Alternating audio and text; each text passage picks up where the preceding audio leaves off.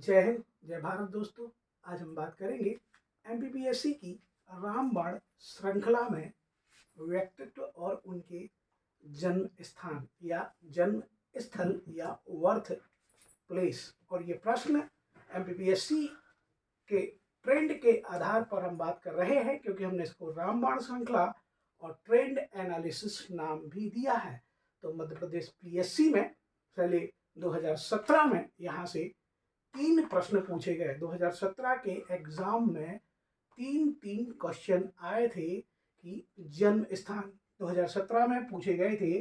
भवानी प्रसाद मिश्र जो साहित्यकार हैं और उनका जन्म स्थल होशंगाबाद, जो कि वर्तमान में नर्मदापुरम है, लेकिन उस समय ऑप्शन में होशंगाबाद ही था।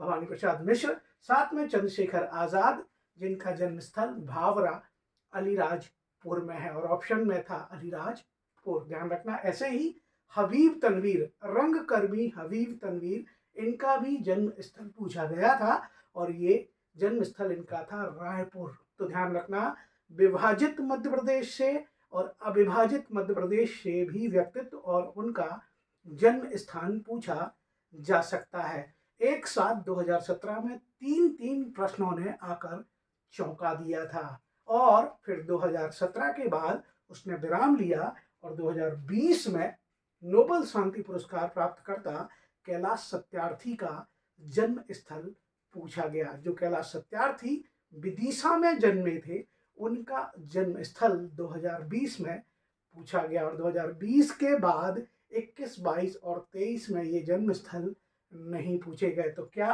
अगला टारगेट 2024 और 25 हो सकता है? उसी को ध्यान में रखते हुए हमने अपनी रामबाण श्रृंखला में द मेन ऑफ इंडिया और कहते हैं जनक या पितामह के बाद इसको भी स्थान दिया है कि मध्य प्रदेश के चर्चित व्यक्तित्वों के जन्म स्थान की आपको जानकारी एक जगह दी जाए। और उसी श्रृंखला में आज हम बात करेंगे मध्य प्रदेश के व्यक्तित्व में साहित्यकारों की। अगर बात भवानी प्रसाद मिश्र से ही शुरू हुई थी, तो मध्य प्रदेश के साहित्यकार जो खुद आगे चल के बहुत इम्पोर्टेंट हो जाएंगे और रामबाण श्रृंखला में स्थान लेंगे, उन्हीं साहित्यकारों की चर्चा हम आहिस्ता आहिस्ता उनके जन्म स्थान के रूप में करते हैं। आज चर्चा साहित्यकार और उनके जन्म स्थानों की हम करेंगे। सबसे पहले अगर भवानी प्रसाद मिश्र का हमने देखा कि ये होशंगाबाद वर्तमान नर्मदापुरम में जन्मे थे।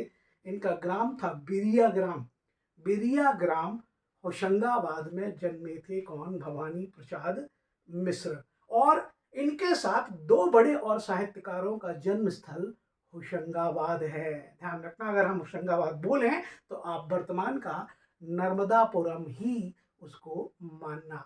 तो एक चर्चित साहित्यकार व्यंग्यकार हरिशंकर परसाई, हरिशंकर परसाई जो कि चर्चित व्यंग्यकार हैं, वो जामानी ग्राम होशंगाबाद में जन्मे थे।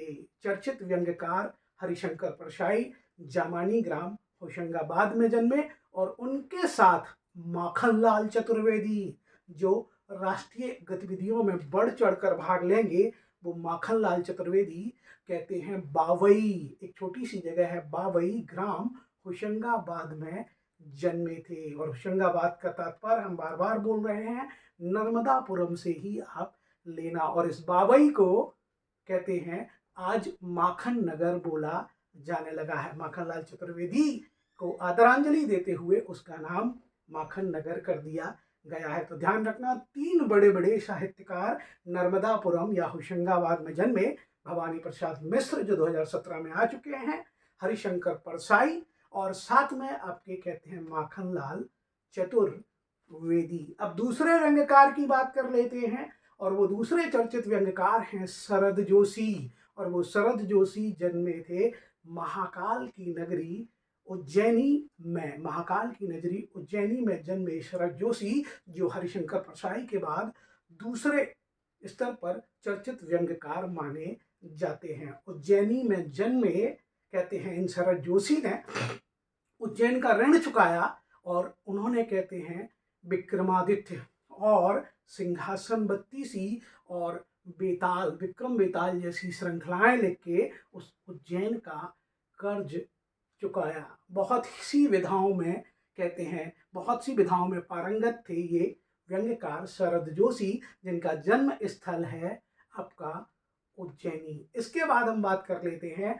बाल कृष्ण शर्मा नवीन की। बाल कृष्ण शर्मा नवीन जो जन्मे हैं शाजापुर में। बाल कृष्ण शर्मा नवीन जो शाजापुर में जन्मे हैं। ध्यान रखना, यहाँ हम साहित्यकारों की केवल जन्म स्थल या उनकी आंशिक चर्चा करेंगे।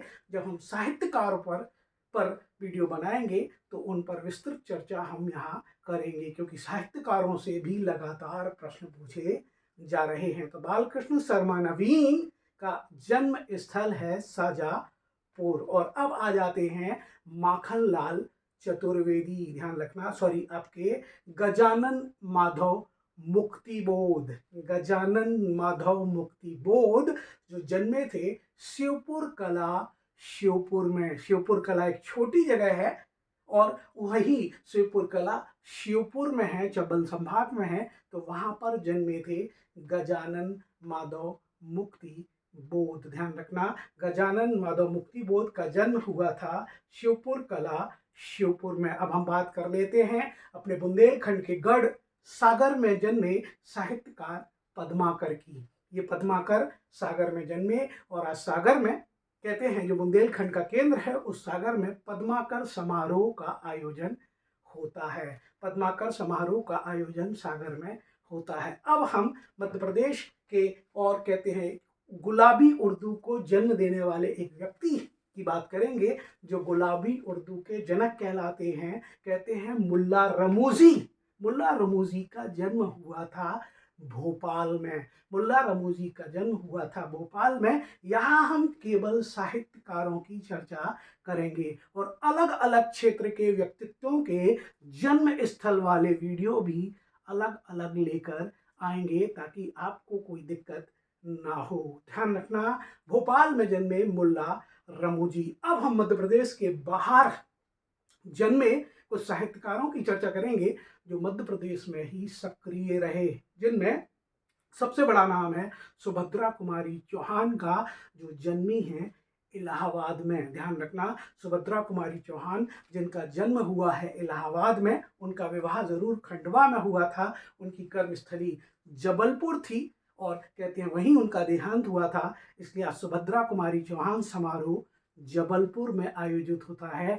ऑप्शन में जबलपुर हो, खंडवा हो, तो ध्यान रखना आप इलाहाबाद को नहीं भूलना। ऐसे ही जन्म स्थलों में जब हम बात करेंगे मध्य प्रदेश से जुड़े और चर्चित व्यक्तित्व की, तो मेजर ध्यानचंद का नाम भी आएगा। और मेजर ध्यानचंद को आप मानते हो कि वो ग्वालियर वाले क्षेत्र से जुड़े थे, लेकिन उनका जन्म स्थल भी ध्यान रखना उत्तर प्रदेश के इलाहाबाद में हुआ था, जिसे आज प्रयागराज कहा जाता है। ऐसे ही सुभद्रा कुमारी चौहान का जन्म स्थल भी आपका इलाहाबाद या प्रयागराज है। अब आ जाते हैं नंद दुलारे वाजपेयी और शिव मंगल सिंह सुमन।